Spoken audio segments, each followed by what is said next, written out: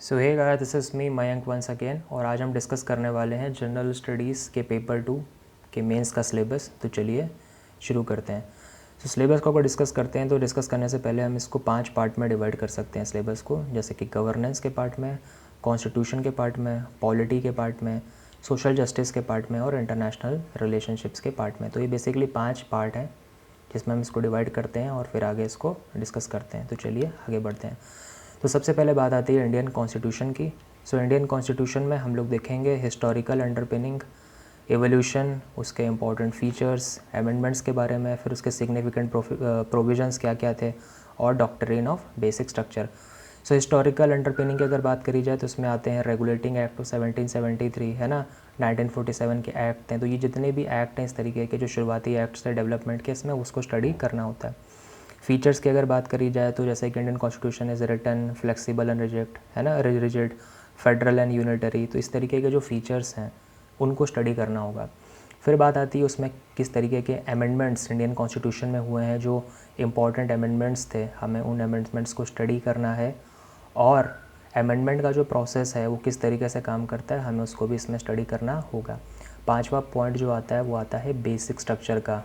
सो constitution का जो basic structure है, उसकी जो डॉक्ट्रिन है और उससे रिलेटेड जो जजमेंट एंड केसेस हैं, ये आते हैं इस डोमेन के अंदर। तो ये हो गया इंडियन कॉन्स्टिट्यूशन का पार्ट। सेकंड जो पार्ट आता है वो आता है function and responsibility of union and states का।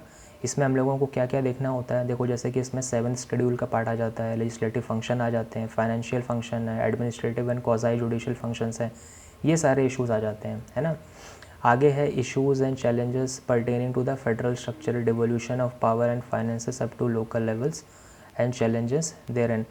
तो इसमें हम लोगों को क्या देखना है, जैसे कि फेडरल स्ट्रक्चर इंडिया का है ना, तो क्या वो सच में फेडरल है, इस तरीके के जो पॉइंट्स हैं हमें इसको स्टडी करना होगा। कोऑपरेटिव एंड कॉम्पिटिटिव फेडरलिज्म है, इसको स्टडी करना होगा। सेंट्रल स्टेट रिलेशनशिप है जिसमें लेजिस्लेटिव रिलेशन है, एडमिनिस्ट्रेटिव रिलेशन है, फाइनेंशियल रिलेशंस हैं, इस तरीके के रिलेशनशिप को स्टडी करना होगा। इंटर स्टेट जो रिलेशनशिप्स हैं जिसमें इंटर स्टेट काउंसिल आती हैं, पब्लिक एक्ट्स आते हैं, रिकॉर्ड्स हैं, जुडिशियल प्रोसीडिंग्स हैं, और इसी के साथ साथ inter state trade and commerce के बारे में स्टडी करना होगा, और साथ में जोनल काउंसिल। तो इस तरीके की जो चीज़ें हमें हैं, हमें इसको स्टडी करना है। इसी के साथ साथ जो इमरजेंसी प्रोविज़न है, जो सेंट्रल स्टेट रिलेशनशिप को लेकर के, हमको उसको भी स्टडी करना होगा। फिर आगे बात आती है सेपरेशन ऑफ पावर की। तो separation of power between various organs, dispute redressal mechanisms and institutions. तो इसमें हम लोग स्टडी करेंगे doctrine of separation of power की, separation of power in Indian constitution की, then doctrine of checks and balance हो गया। फिर इसमें और आएगा provisions for checks and balances in Indian constitution, और इसी के साथ साथ जो इसके रिलेटेड जजमेंट्स हुए, जैसे कि गोलकनाथ केस है, केशवानंद भारती केस है, बहुत इंपॉर्टेंट है। फिर इंदिरा गांधी वर्सेस राजनारायण केस है। तो इस तरीके के जो केसेस हुए वो इस पॉइंट के अंदर आते हैं, और ये सभी चीज़ों को स्टडी करना होता है।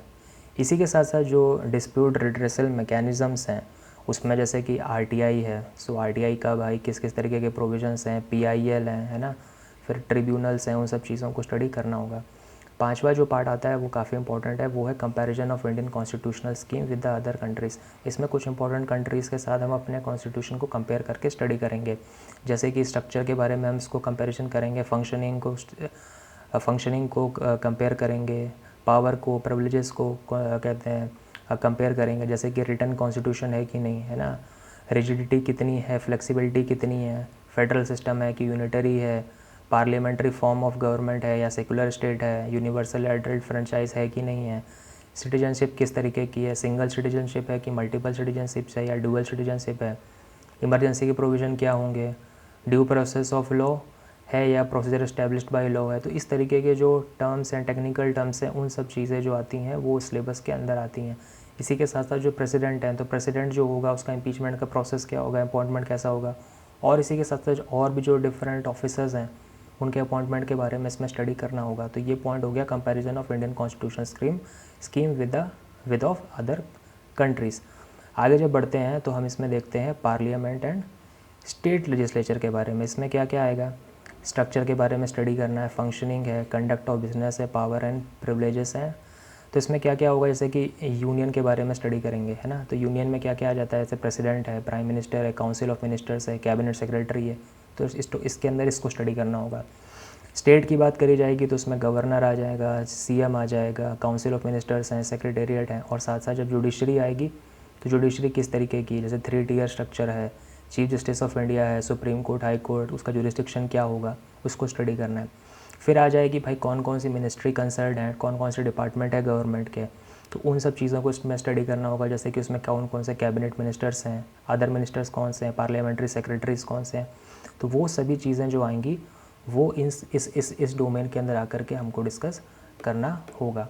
आगे बढ़ते हैं तो आगे हमें देखने को मिलता है structure and organisation and functioning of executive and judiciary, ministers and development of government, pressure groups and formal informal association and their role in polity. इसके बाद आता है salient features of representation of peoples act. So RPA act जो है, RPA act के जो कुछ important features हैं उनको स्टडी करना होता है। छोटा सा टॉपिक है, बस कहीं से भी आप इसको उठा करके प्रिपेयर कर सकते हो, ठीक है। फिर आगे आता है appointment of various constitutional posts, power, functions and responsibilities of various constitutional bodies. इसमें क्या होगा कि कुछ इंपॉर्टेंट ऑफिसर्स हैं, जैसे कि इलेक्शन कमीशन हो गया, है ना, यूपीएससी हो गया, एसपीएससी यानी कि स्टेट पीएससी हो गया, फाइनेंस कमीशन हो गया, नेशनल कमीशन फॉर स्टेट हो गया, हाँ, फिर कंट्रोलर कैग हो गया, अटॉर्नी जनरल हो गया, एडवोकेट जनरल हो गया। तो ये जितनी भी तरीके के जो ऑफिसर्स हैं इसमें इनकी क्या पावर है, किस तरीके के फंक्शंस हैं, रिस्पॉन्सिबिलिटीज़ हैं, इन सभी टॉपिक को इसमें स्टडी करना होता है। आगे फिर आता है statutory, regulatory and various quasi judicial bodies, जिसमें हम लोगों को क्या स्टडी करना होगा, जैसे कि नीति आयोग हो गया, हाँ, आरबीआई हो गया, नेशनल ह्यूमन राइट कमीशन हो गया, स्टेट ह्यूमन राइट कमीशन हो गया, सेंट्रल इंफॉर्मेशन कमीशन हो गया, विजिलेंस कमीशन हो गया, सीबीआई, लोकपाल, लोकायुक्त, इस तरीके के डिपार्टमेंट्स हो गए। इसी के साथ साथ मेडिकल काउंसिल ऑफ इंडिया है, सेंट्रल पॉल्यूशन कंट्रोल बोर्ड है, सेंट्रल ग्राउंड वाटर अथॉरिटी है। तो इस तरीके के जो स्टेचुटरी, रेगुलेटरी या क्वाज़ाई जुडिशियल जो बॉडीज़ हैं उन सभी बॉडीज़ को इसमें स्टडी करना होगा। तो ये डोमेन हमने यहाँ पर इसको स्टडी किया। आगे जब बढ़ते हैं तो हम लोगों को गवर्नेंस के पार्ट को स्टडी करना होता है। सो गवर्नेंस के पार्ट में क्या क्या आएगा, government policies and intervention for development in various sectors and issues arising of their design and implementation. इसमें क्या क्या आएगा, जैसे कि हेल्थ के ऊपर क्या काम है, जेंडर के ऊपर क्या काम किया है सरकार के इंटरवेंशंस हैं, पॉवर्टी के ऊपर, इकोनॉमिक कंडीशन के ऊपर क्या क्या इंटरवेंशन है, इस तरीके की चीज़ों को स्टडी करना होगा, है ना। फिर इसमें इश्यूज़ क्या क्या इसमें रिलेटेड हैं, जैसे कि क्रिटिकल असेसमेंट हमें उन इशूज़ को लेकर के करना होगा। हाँ, फिर उसमें जैसे कि कुछ इंपॉर्टेंट स्कीम्स हैं उन स्कीम्स को इसमें स्टडी करना होगा, जैसे कि बेटी बचाओ बेटी पढ़ाओ, स्मार्ट सिटी हो गया, स्वच्छ भारत अभियान हो गया, हाँ, मनरेगा हो गया, इन सब चीज़ों को इसमें स्टडी करना होगा। फिर आता है नेक्स्ट पॉइंट जो आता है वो आता है development process and the development industry. तो इसमें क्या है, रोल ऑफ एनजीओज़ के क्या रोल हैं, सेल्फ हेल्प ग्रुप के क्या रोल्स हैं, एसोसिएशंस हैं, डोनर्स जो चैरिटीज़ होती हैं, है ना, बहुत सारे इंस्टीट्यूशंस होते हैं, स्टेक होल्डर हैं।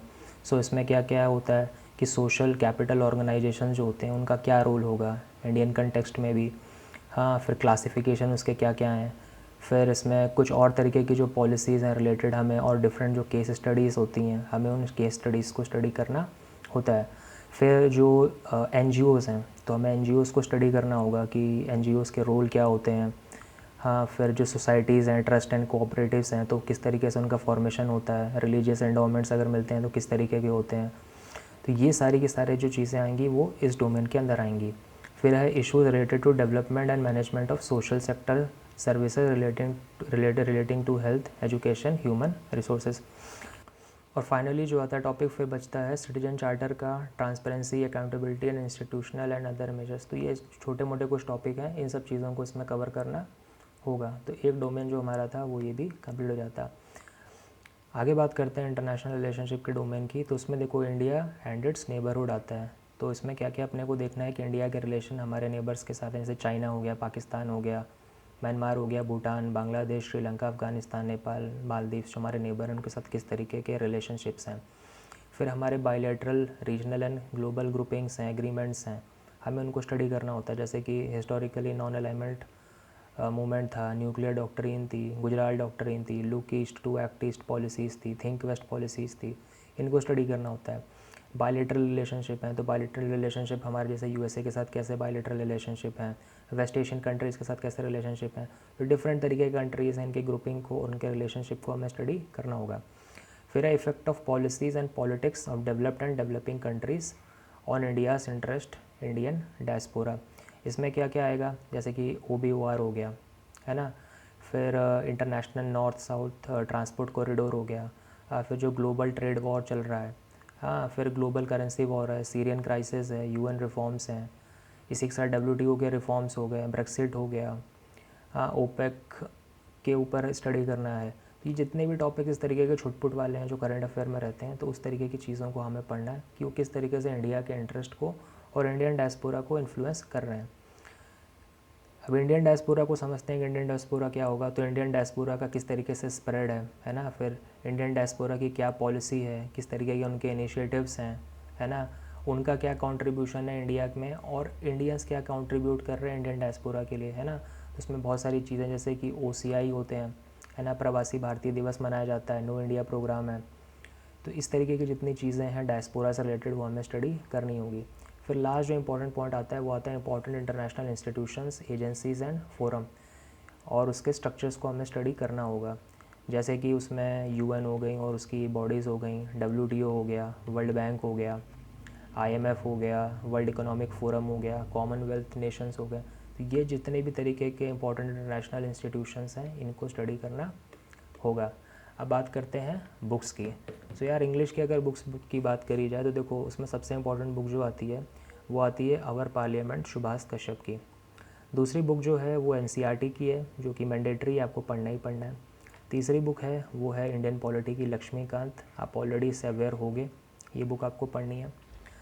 फिर एक बुक है introduction to the constitution of India by DD Basu, अगर आपको थॉरो नॉलेज चाहिए सब्जेक्ट की तो आप इस बुक को पढ़ सकते हैं। फिर है governance in India by Laxmikanth. So Laxmikanth की बुक गवर्नेंस की जो है, अगर आप गवर्नेंस को स्टडी करना है तो आप इस बुक को पढ़ेंगे। इसी के साथ साथ इंडियन ईयर बुक, तो इंडियन ईयर बुक में कुछ इंपॉर्टेंट टॉपिक आते रहते हैं, वो आपको इसको स्टडी करने के समझने में हेल्पफुल रहेंगे। फिर है कंटेम्प्रेरी वर्ल्ड पॉलिटिक्स NCERT की, ये भी आपको पढ़नी है। अगर आप इंटरनेशनल रिलेशनशिप को बहुत अच्छे तरीके से समझना चाहते हैं तो पवनीत सिंह सर की किताब काफ़ी अच्छी है, इसका जो लेटेस्ट एडिशन हो ले लीजिएगा। फिर करंट अफेयर की कोई भी मैगज़ीन अपनी श्रद्धा से उठा लेना, पढ़ लेना, और अगर टाइम कम हो तो पेपर 2 के हैंडआउट्स जो विजन के आते हैं सिर्फ वही पढ़ लेना, उसमें भी काम चल जाएगा। बाकी करंट अफेयर से अपने आप को अपडेट रखने के लिए द हिंदू और राज्यसभा TV देखना है। हिंदी में अगर बात करी जाए तो सुभाष कश्यप की बुक हमारी संसद पढ़नी है। देन लक्ष्मीकांत हिंदी में अवेलेबल है, ये आपको प्रिपेयर करनी होगी। भारत एक संविधान एक परिचय, ये DD बसु जी की किताब है, ये आपको पढ़नी है। फिर NCERT class 11th and class 12th की स्टडी करनी है। आगे इंडिया ईयर बुक जिसमें कंटेम्प्रेरी टॉपिक्स और डिफरेंट चीज़ें आती रहती हैं, वो स्टडी करना होगा। देन अंतर्राष्ट्रीय संबंध, इंटरनेशनल रिलेशनशिप के ऊपर टाटा मैकग्रा-हिल की बुक आती है, मस्ट बुक है, इसे पढ़ना ही है। करंट अफेयर के लिए आप दृष्टि की मैगज़ीन पढ़ सकते हैं, और बाकी डेली के लिए आप डेली करंट अफेयर के डोज के लिए आप जनसत्ता न्यूज़पेपर को पढ़ सकते हैं। इसी के साथ PIB और राज्यसभा TV को भी आप कंटिन्यूसली फॉलो करते रहें। तो बस यार ये था मेरी वीडियो का एंड। आई होप आपको वीडियो पसंद आई होगी। अगर पसंद आई है तो प्लीज़ कमेंट सेक्शन में बताइए। अगर आपको कोई डाउट है तो वो भी पूछ सकते हैं। तो बस यार वीडियो को एंड करता हूँ। धन्यवाद।